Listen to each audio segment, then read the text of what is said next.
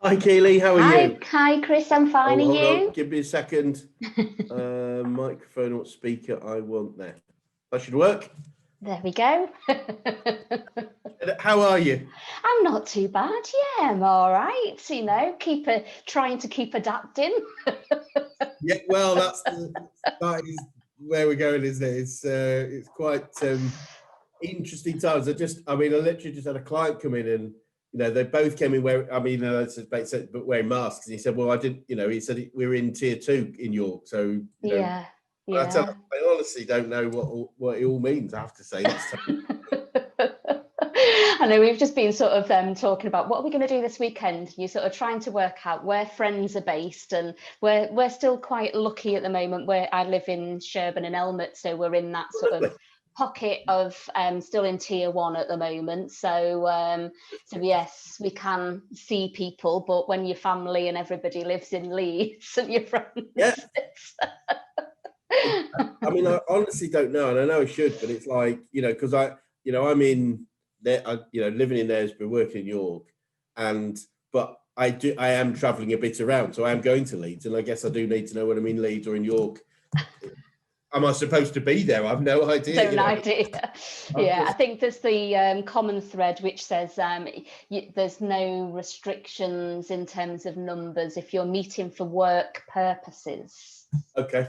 Which is, because COVID's that clever to know. It's great, isn't it? It's just, that's sort of a good to know. I'll use that as my catch-all excuse. It's business, therefore I can do what I want to do. So I'm really happy with that. Thank you. You made my day on that one. I'll just say, Keeley told me.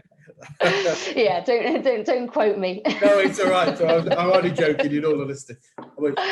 Thank you so much. I really apologise. We have to do round 2, but don't worry. The first one was brilliant, so I'm sure this one will be just as good, if not better. But yeah, I'm going to make sure. Oh, I am recording now. That's okay. So what I'm going to do, just to get it done, is we can just edit it. So let me just. So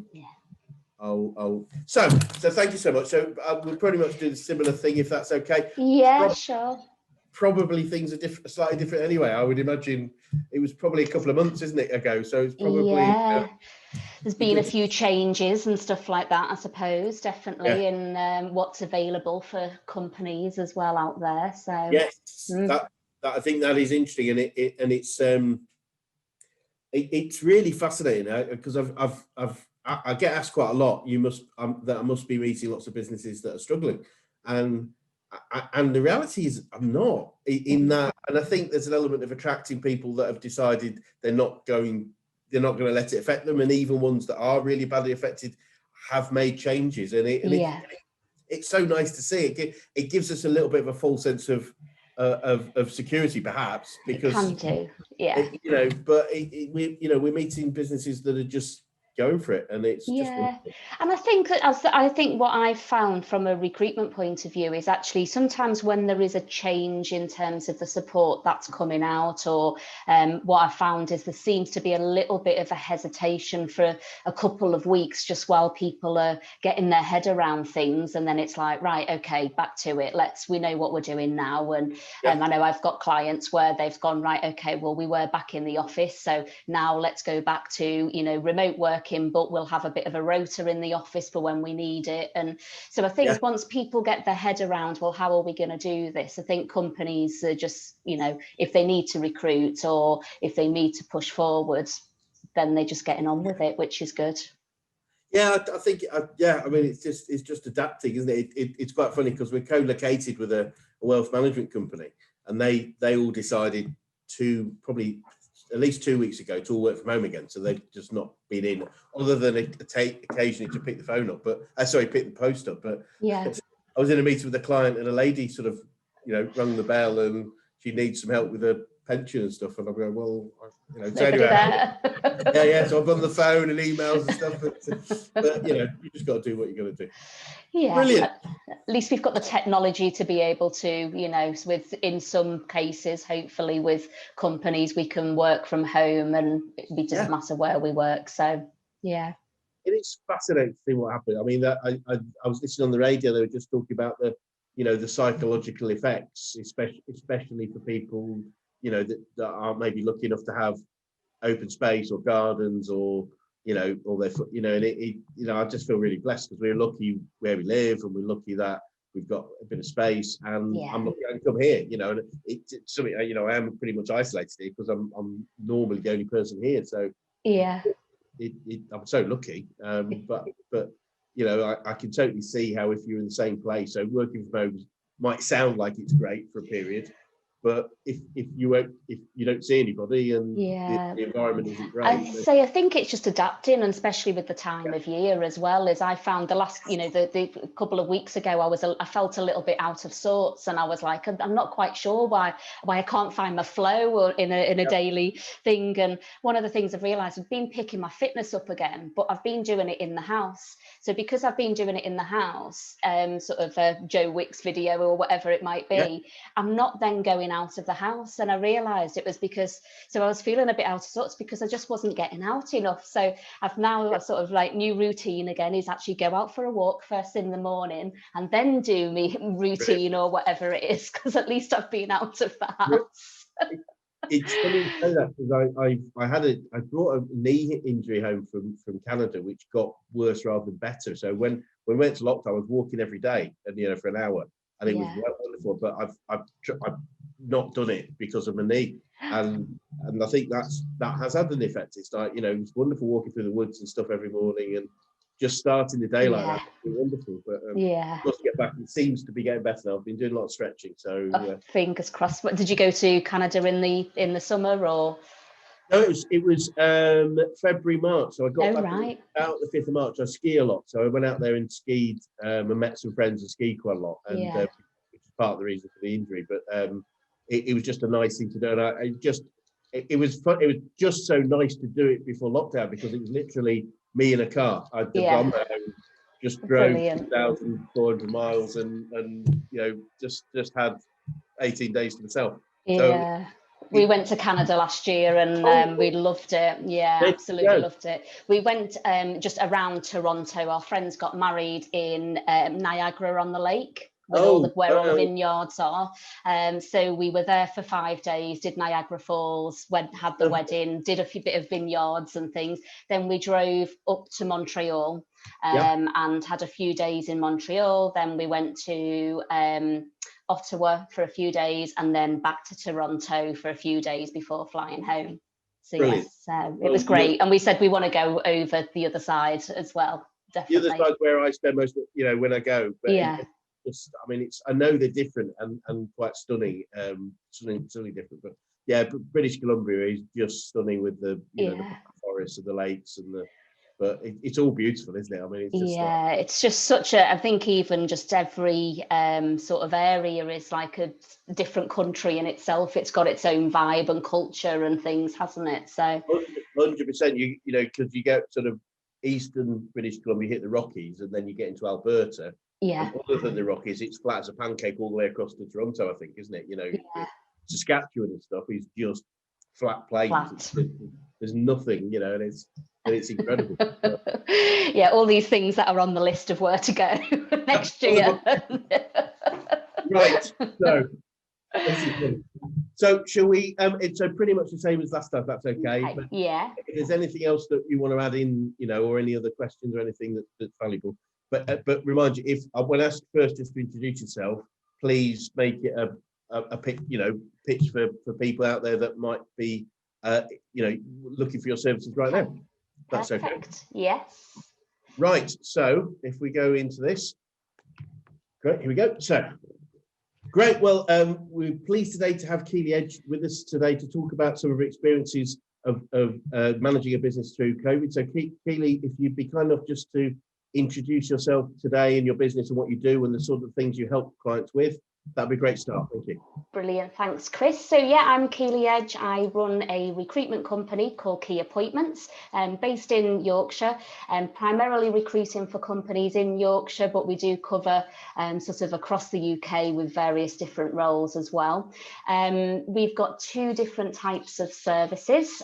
So we help businesses with a fixed fee entry level service for them, helping them get their vacancies vacancies advertised across all the different job boards, and it's probably a little bit of a stepping stone to help companies rather than them doing it themselves. We're just giving them a little bit of hand holding along the way.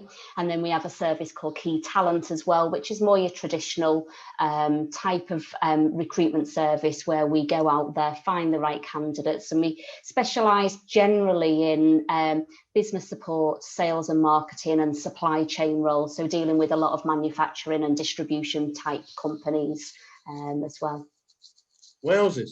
So that's really interesting. How have you seen that situation with manufacturing? How is manufacturing? I'm not really, we don't deal with many. Yeah, it's actually, it's quite varied really, depending on what sector they're in. There's some who are being cautious, but I think from a manufacturing point of view, we personally don't do temporary staff, but I know that on the manufacturing side, they're really sort of busy using temporary recruiters as well. When obviously if they're having to change their shift patterns, if they've got people who are off sick or having to self-isolate, then obviously they're on the temporary side, they are, you know, so I suppose definitely on the food side of things, it's busy. Of course, there are so many industries that are busy, aren't there? But you know, finding the ones that are or working with the ones that are. So that's fascinating. Yeah, it's a real interesting time, I think, for manufacturers and distributors at the moment as well, obviously, because we're coming up to the Brexit deal or no deal, where it is. So they're also having a look at that, but also people's buying habits are obviously changing and where people are buying. But depending on the industry sector of the manufacturing distribution side, you know, there is a lot of changes technology wise, and I say how people are buying things, they're having to adapt as well. Yep. Brilliant. Well, look, coming on to your business, over the last sort of 6, 7, whatever many months it is since lockdown, how has the COVID outbreak affected you? It's been tough, you know. I think like most people have had to adapt in terms of either, you know, sort of what they're doing. For us as a recruiter, we've found obviously the first couple of months of lockdown, everything just stopped and got put on hold. Start dates for our candidates who were due to start positions got delayed, some offers which were about to be made didn't happen, and they're still tentatively, you know, going to happen at the moment. But then we got to about June time and just went incredibly busy. I think everything that had been put on hold sort of came back again. So throughout the summer we were really busy with, you know, sort of people who were wanting to recruit for roles, and I think they would have been roles that would have been recruited for probably earlier on, you know, sort of in that sort of April, May time anyway. So we probably had a little bit of a backlog. September has definitely been a little bit of a quieter month for us. However, I know friends who've got recruitment companies in different sectors, and they were the opposite way round. They had a quieter summer, but then have actually had an uplift. And as I've mentioned about the temporary side of things as well, I know that is a busy area for a few companies. But for ourselves, it's been challenging, and we've been lucky that some of our clients are in areas that, you know, necessarily haven't been too affected, apart from just the way they may be working and having to change, people working from home and things. Yeah. So what are the sort of key adaptations you've had to make to operate effectively? To operate, actually little. We were really lucky in the fact that we all worked remotely anyway. That was something that we've always, well, probably since 2014, I think it was, that we actually started working remotely. That, you know, at that time got a cloud-based system and said, well, let's see how we get on. And a couple of years ago started using video to interview candidates. So the way we actually work, apart from getting together and, you know, sort of seeing, you know, meeting each other a little bit more regularly, the way we actually operate hasn't changed. apart from obviously client meetings. We're doing more client meetings remotely now and things as well. Of course. But we were quite lucky in the fact that everything was just like, oh, well, it's not going to affect us, really. That was the naivety very early on. Well, we don't need to change the way we work. And then you're thinking, okay, actually, we don't need to change the way we work, but everybody else might do. Yeah, well, fascinating. I mean, it's really fascinating that, you know, we found, you know, and it feels like the world had to change over, you know, it was, as I think we sort of said, it changed in 6 weeks. What it probably would have taken 6 years to do. Yeah. We hadn't had the outbreak, but you'd obviously done it. So it's fascinating that you'd adopted that, because we've had the technology, but we chose for lots of reasons not to use it. Yeah, I think the technology side of things has been really strange, that although we've been using video to interview candidates for a couple of years, there's been a lot of other stuff I haven't done via video, and I've been a bit like, well, why didn't I do that before? It saves time, and I do still love meeting people face to face and going to companies' premises, and I will always do that wherever get the opportunity to. But sometimes you can actually realise how much more efficient and how much time you can save by doing things via video. And that was one of the things why 2 years ago, again, sort of trialed it to say, well, let's see how we get on interviewing candidates rather than trying to meet them face to face, because I was spending so much time in the car, and I'd be halfway there and then they either wouldn't turn up, or you may get a cancellation and you'd be turning back round again. And so I think from that point of view, that's why originally I'd moved a little bit further away from Leeds, I suppose, where I used to go and meet candidates. So I thought, well, let's try the video side, and never felt that it affected the results in terms of how we recruit and getting to know people. So from that side, and I think candidates have appreciated it more, because if they're working during the day, they can jump onto, we've used FaceTime, WhatsApp video, whatever platform is easy for somebody to use. That's brilliant. No, that makes perfect sense. It's making an industry way more effective, because I feel that's happened for us in what we do, because we did a lot of face-to-face work, a lot of seminar type stuff, in rooms in hotels or wherever it was, or here, and we've replicated that online, and it's worked really, really well. So I can totally get that. It's fascinating that you so much ahead of the curve. So what obviously that sort of thing, probably something that you master already, but what are some of the biggest issues that you've had to overcome over the last 7 months?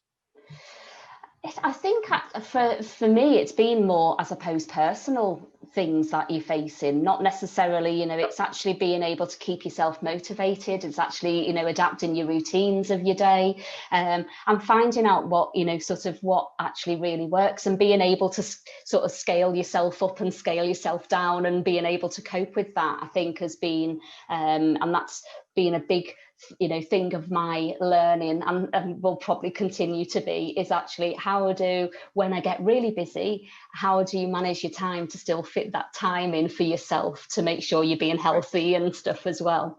That has been probably the biggest challenges. I think it's more around personal management, and not beating yourself up if you're not working your standard hours, but you may be having a break in the day, or you may be, when you realise how much hours and time you put in, it's about your output, isn't it? About what you get done, rather than the time you sit at your desk for. So being able to not put myself on a guilt trip as well, taking some time away when I need to, and having that variety. I think that's, for me, was the biggest thing I found, is I need variety in my week, I need variety in my day, to be able to do things. If I'm doing one task for a long period of time, it doesn't suit me. I think the attention span for people can be has changed. I noticed my attention span has definitely changed over the lockdown period. Interesting. Yeah, I mean, I think you very, very valid, really valid point about looking after ourselves, and the use of the technology, allows us to have meetings back to back all day, so we can get very, very productive. But as you say, the toll comes with not having that break time. So I think a very valuable lesson for many of us is, I believe personally that I had 2 or 3 times when I just really had done too much and had to just stop. So yeah, very, very valid, very wise words. Yeah, so I think all of that, it does, just learning about yourself, that has been probably the biggest things to be able to adapt. And I think just looking at different ways to market businesses as well, I think that's been, early on you're thinking, well, I don't want to get out there and market too much early in the lockdown, because you don't want to be annoying people, because they're just being, there's been so much information thrown at people, and getting that balance right as well. So having that time to plan and to go, right, what do we need to do, and adapting your marketing to do that.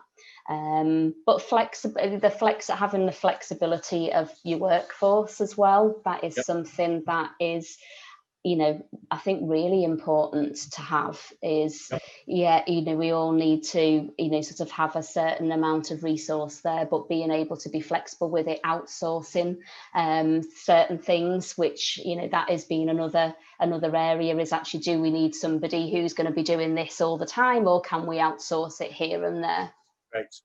Great. And again, the online world allows us to outsource things really easy, doesn't it? So yeah. So what are some of the wins that you've seen over the period? The wins that I've seen, I think it's just been really pleased to see some of the clients that we do work with have been doing well. We've got a couple of clients in the chemicals industry, and they're in the distribution sector, and they've had to adapt their business as well, because their clients have adapted in terms of people wanting to do products with sort of hand sanitizers and things like that. So the actual sort of wins on that side have been sort of really good to see the clients doing particularly well. Another win for me, I suppose, is having a network to rely on. It's one of the things I was talking about to somebody yesterday. I'm a member of BNI and have been since I set up my business, so it's having just a structure in the week, and having that all moved online, and having that network that you can still tap into, and just actually sort of share each other's downs as well as ups is a win in itself, that you can actually help each other and be there to help each other. So that's been definitely a win, I suppose. Brilliant. And that sort of support network is invaluable, isn't it? 100%. Yeah. I think when you're running a business, especially a smaller business, or even as a larger business, it can still be very lonely at the top, can't it? And having a network that you can go to people to just have a chat with and say, this is what we're finding at the moment. You get a different perspective from people. And I know sort of my accountant as well has just been phenomenal throughout it all in terms of providing information. So it's sort of, that's been one thing that I've not really had to think about too much. It's just because he's been so good in terms of going, this is what you can get, this is what you can do, have a look at this, so you're not having to scour. And I've been amazed by how many people that I have spoken to who were like, I didn't know about that scheme, I didn't know about that. And I was like, well, what's your accountant doing? And that's great to be able to share that knowledge and help, isn't it? It's just like help. I think the businesses that are doing so well are focusing on helping as much as they can their clients, even if it's stuff that isn't their expertise. Look, let me just help in whatever way I can. So what adjustments are you going to keep on doing? So you've obviously you had already changed to go online, but of the things you've changed, what are you going to keep doing? I think I will, although I'm missing getting out and about to meet people and going out, but I still think I will use video even that little bit more.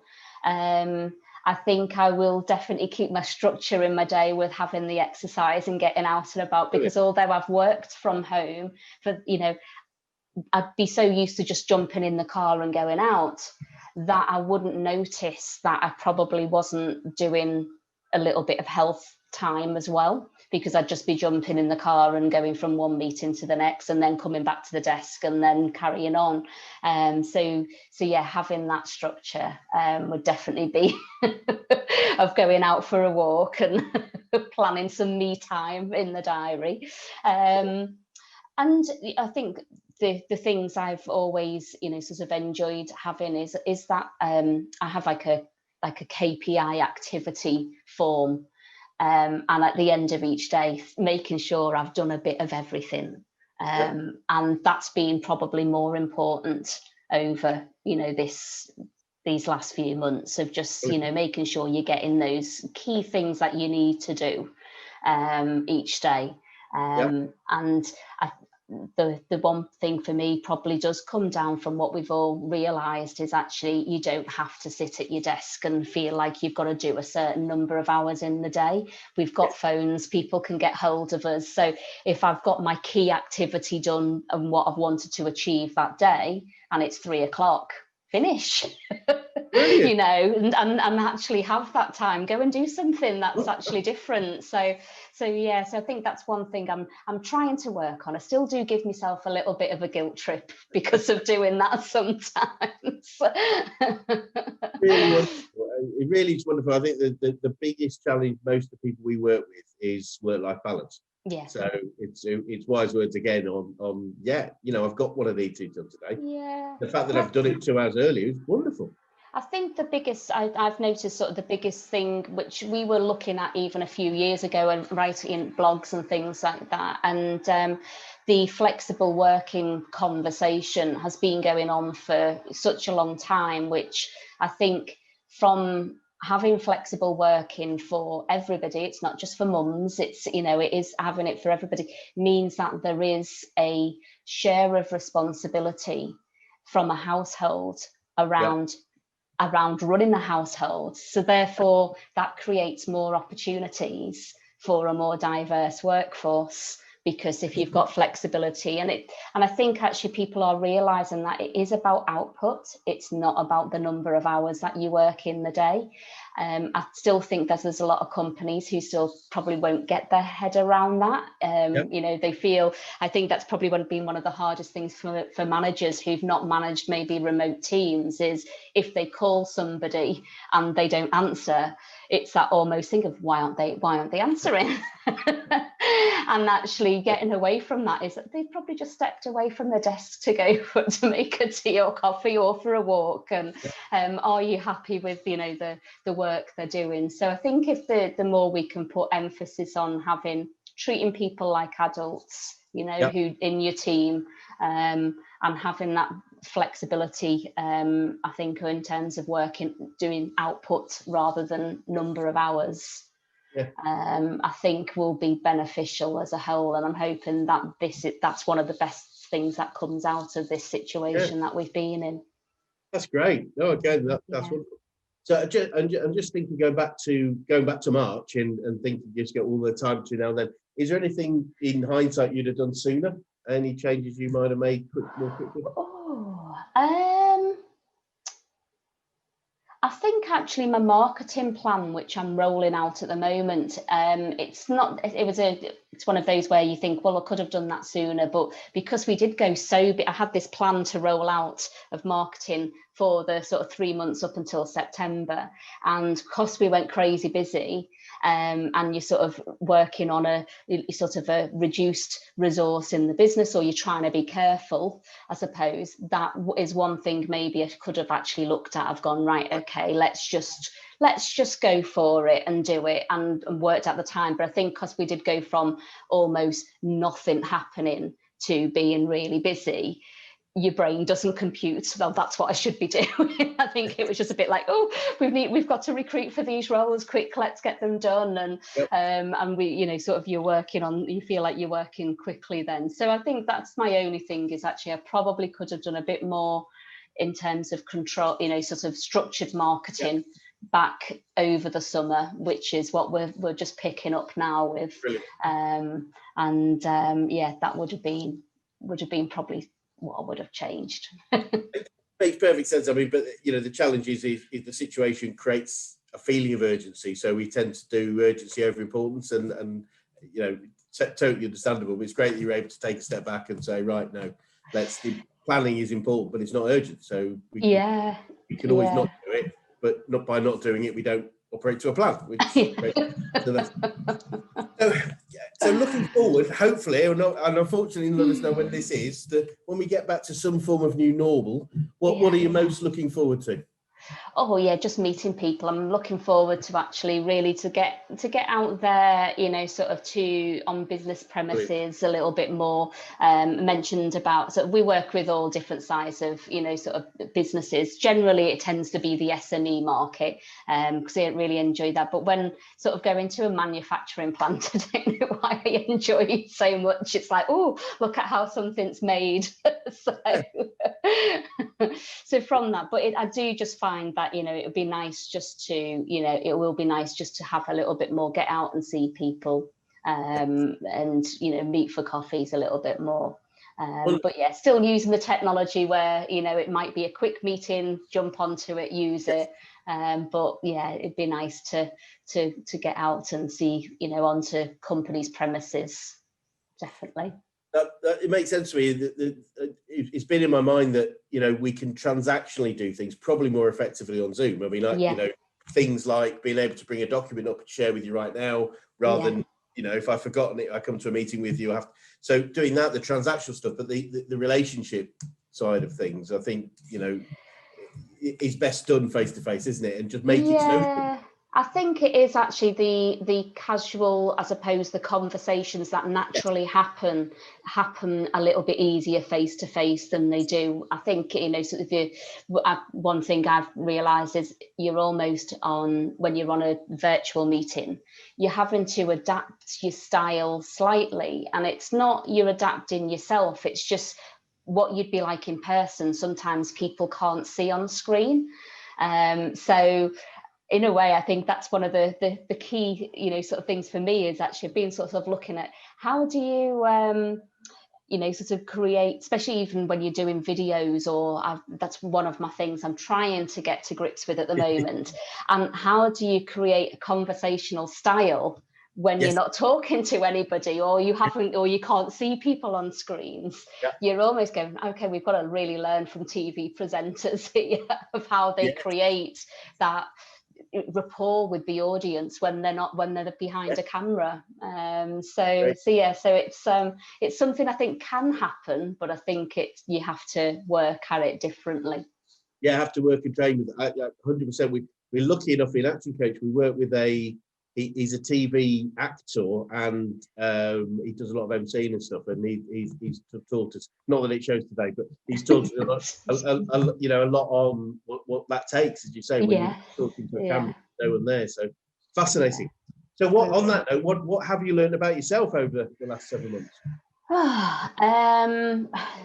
I think I've learned, I'm just going to say a lot. I've learned that actually I can, you know, sometimes that you can be resilient, you know, there is, but that it takes work, you know, to be resilient as well. And you have to have I was on a workshop last week, and it was about having different strategies, you know, and really listening to yourself. So I suppose for me, it's about listening to how you're feeling, and playing to how you're feeling at that time.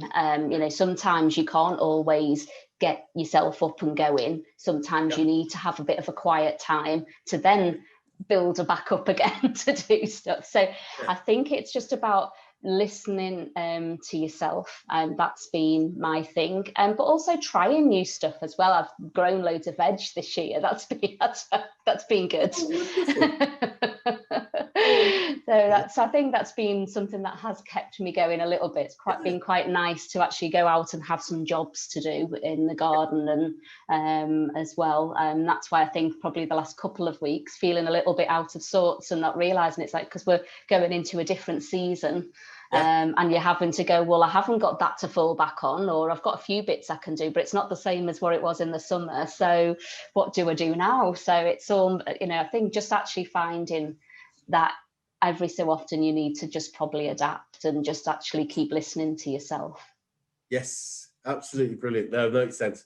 So one final question. So what does the future look like for you and for the business? I hope that we're sort of pushing forward now to an amazing 2021. I think it's we are really sort of focused on growing our client base in that sort of manufacturing and distribution sector. We do really well in recruiting for supply chain roles. So that's an area that we are focusing on. And I think we're lucky that we don't just put all our eggs, we haven't got all our eggs in one basket, which it's great to have a niche and it's great to be a specialist in a certain area. But as I mentioned before, I've learned about myself, I like a bit of variety. Yes. But within that supply chain area, there is variety. So we are looking at sort of maybe focusing a little bit more on becoming slightly more specialist in an area on that side. So that's our focus to grow next year with more manufacturing and distribution businesses. Wonderful. Well, and feels like that's the right place to be, because obviously a lot more is being delivered and hopefully manufactured. Hopefully. Thank you so much. It'd be lovely. Maybe you come back in 6-12 months and let us know how that'd be great. Yeah, that'd be wonderful to do. Well, thank you so much. That's been really enlightening and really, some really wise words from you. And especially, I think, from my perspective, you've already been using this technology for a long time and working to some extent like this, and how you've adapted is probably more about the working style than the use of the technology. So I think, for me, I've learned a lot, and I'm sure a few people out there will be hopefully making a few notes on how they might operate differently moving forward. And if anyone needs any advice or wants to have a chat about sort of anything on the, working remotely and having a team that works remotely, I'm more than happy just to share how we found it.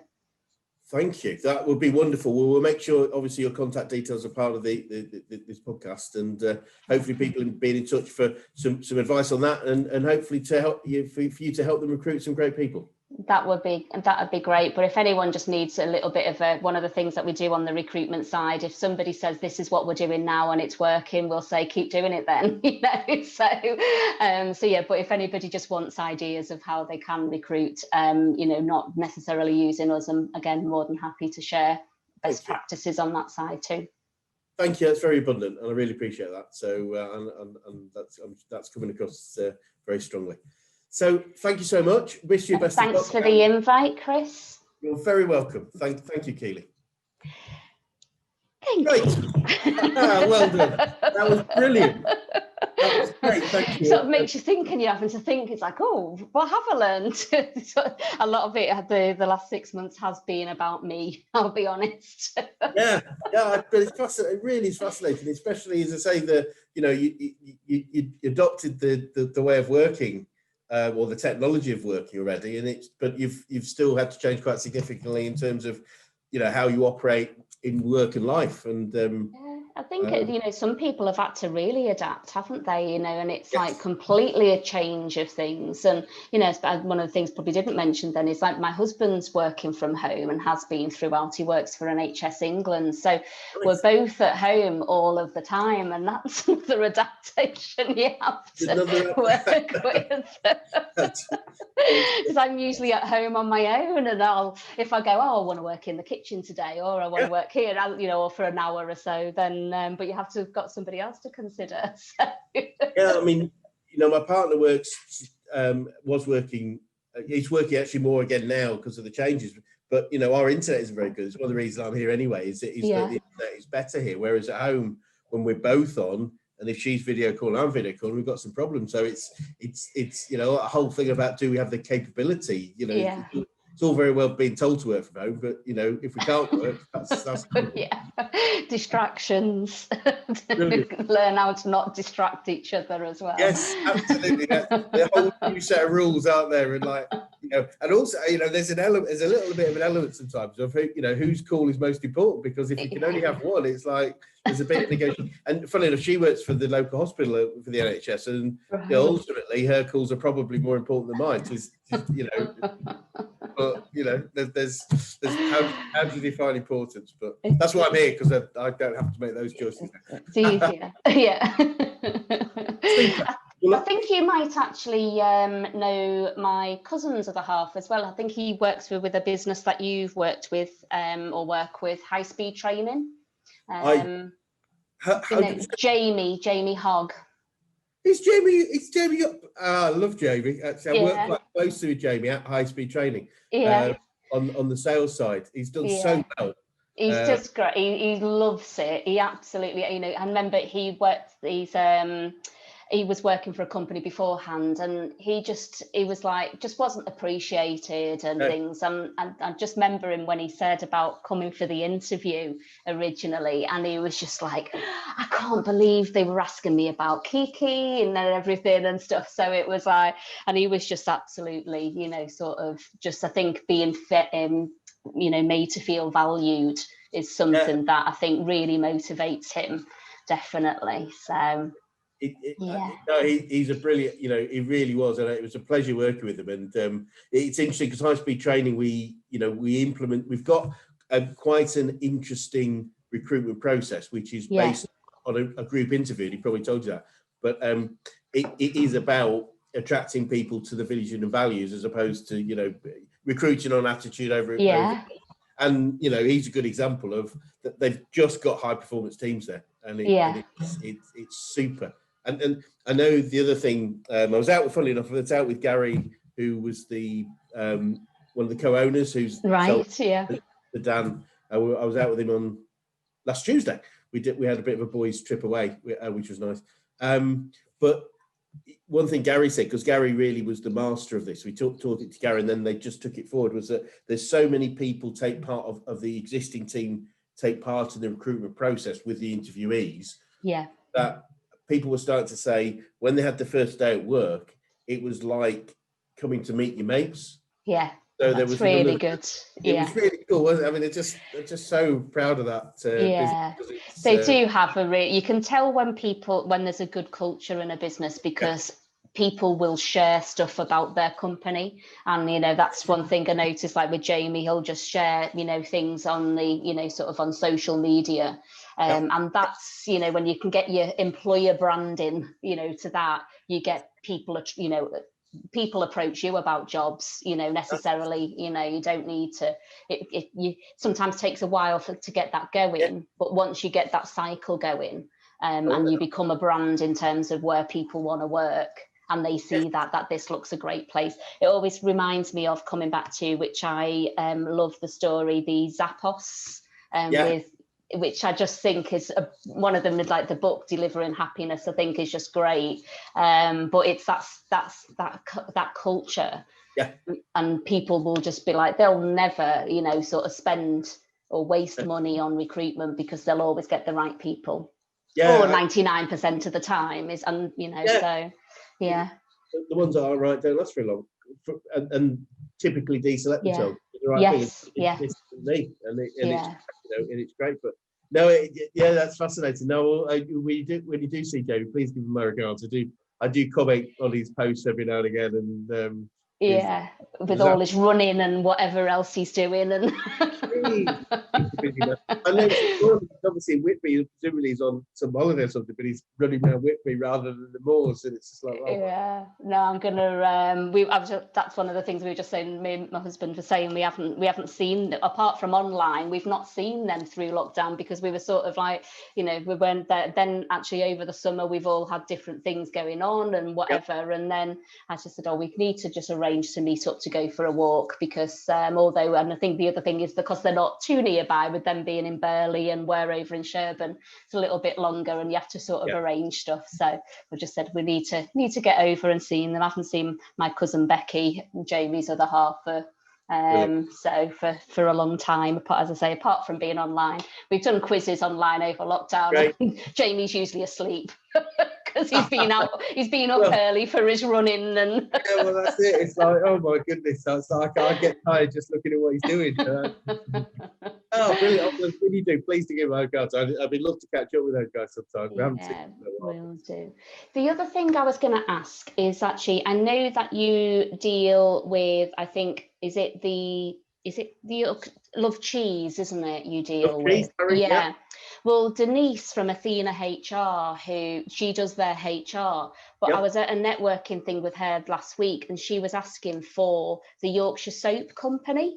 And I believe they might be. And I just wondered whether if I put Denise in touch with you, because she already works with Love Cheese, I think that's that same type of organisation. I know she's worked with Love Brownies and stuff before as well. So, great. So it's a pleasure. I need to speak to those guys anyway. I haven't seen them for a little while, so I will. It's a good prompt for me to get back in touch and have a chat with them. But, I'll put you in touch with Denise then and say she's a HR consultant. We do quite a bit of work with Denise with some of her clients and stuff. And I just thought, well, you seem to have a couple of clients also in common, so it might be worth a catch up. Yeah, if I can help. They're great guys over at York Soap Company, so it'd be a pleasure. Yeah, fab, brilliant.